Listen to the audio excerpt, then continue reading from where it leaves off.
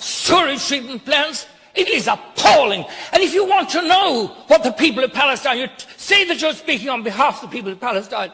If you want to know what the people of Palestine want, ask the Palestinian farmers.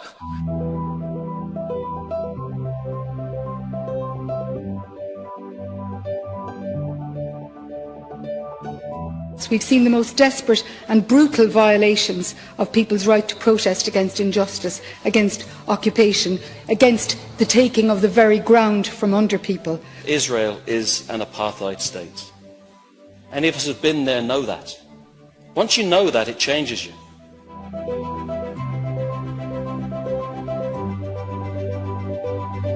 Though these settlements are repeatedly condemned as illegal by the EU, UN and Irish government, they continue to extract valuable natural resources and agricultural produce.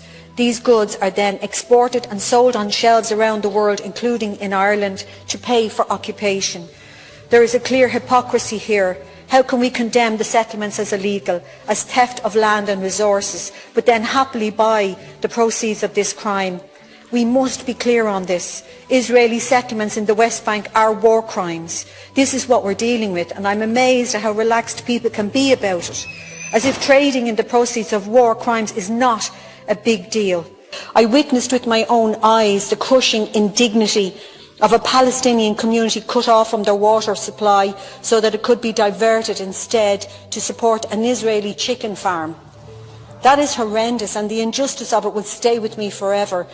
That commercial settlement built on stolen land beyond international recognised borders is a war crime, and I know I'm repeating myself today. Asking my colleagues across the House today, is the moral response to simply condemn this as illegal, but then ask how much for the eggs? Is there not a deep hypocrisy in that position?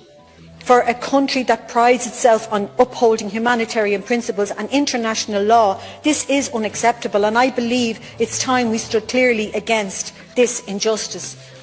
We are doing commerce with people who are committing war crimes, and I believe that this bill from Senator Francis Black is where we get a chance to break the consensus that has utterly failed the Palestinian people.